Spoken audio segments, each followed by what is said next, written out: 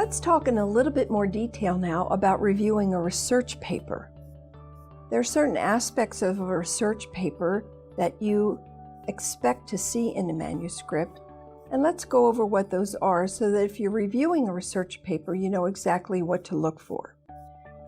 First of all, the paper should begin with some introduction problem statement that sets the tone, the significance of the problem, why it's even important to study. A research paper must have a review of the literature section.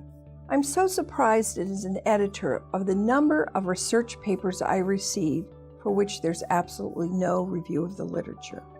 The review of the literature section really provides the reader with a synopsis of what is known about the topic, what is not known about the topic, and how this research fills the gap in the literature. So when you're looking at the review of the literature, it should be adequate, it should be up to date, it should be relevant, and it really should help the reader know how this research that's being reported fits into the body of literature. Next in the paper, after the review of the literature, there should be the purpose, the aims, and/or the hypothesis for the study, and they should clearly flow from that literature search. They can be stated as hypotheses with a relationship, a direction, or as a null hypothesis. They could be stated simply as review questions or as research aims or research questions. Next is the methods section.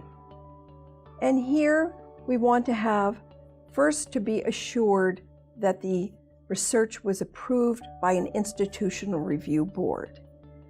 No research paper can be published for which IRB approval has not been obtained. I can tell you as an editor, I've had to return and reject research papers because the researcher never obtained the proper approval through their university or their institution. And the purpose of that approval is for the protection of the human rights of the subjects, the protection of those subjects.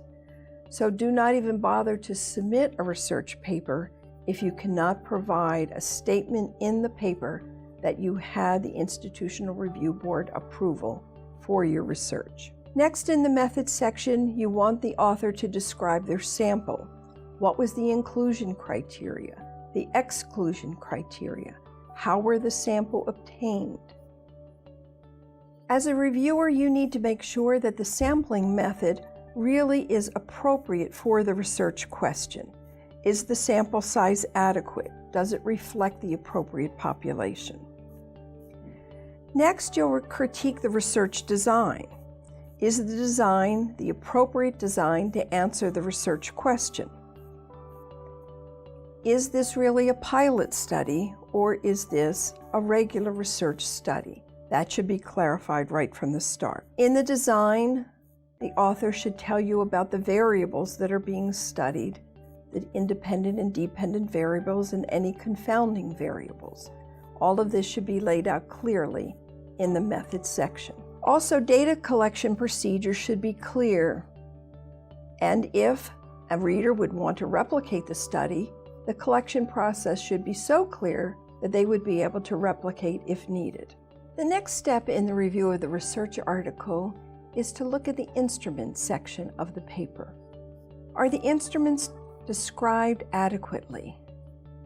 The author should tell the reader the purpose of the instrument, the content, the type of instrument. Information should be provided about the reliability and validity of the instrument. It's important as a reviewer when you critique the paper that you assure that the instruments are appropriate to measure the variables in the research questions. The author needs to clearly describe how the instrument was administered to the subjects. Was it a survey? Was it an interview? Exactly what were the procedures done to administer the instrument to the subjects? Next is the data analysis section.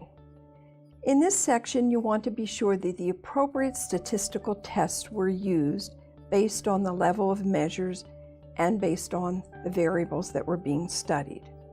The author should have set a level of significance for their study, and each table and figure that they provide in the paper should be clearly labeled, easy to follow, and correct and accurate. You want to be sure that the researcher and author have not violated any of the assumptions for the statistical tests that they used. Finally, the paper should conclude with a discussion section, and here's where I found as an editor that most of the problems arise. Let's say, for example, that the researcher told us that they had an adequate sample size, they were using instruments that were reliable and valid, but the results did not support the hypothesis. The researchers predicted that there would be a significant relationship between variables, but in reality, the results show there was no significant relationship at all. So the mistake I see authors making is, in the discussion section, they pretend they found what they wanted to find. They write and say, well, if my sample had been bigger, I would have found what I wanted to find. If my instruments had been better, I really would have found that significant relationship. You can't do that in the discussion section. You have to discuss what you found. Why didn't you find a significant relationship? You must provide the reader with some explanation for your true findings, not an explanation for the findings you wished you had that you don't really have at all. So that is a major reason for rejection of research papers, is when the discussion section does not flow from the results and doesn't match the results. Also, in the conclusion section of the paper, there should be a part that describes the limitations of the study and a part that describes areas for future research.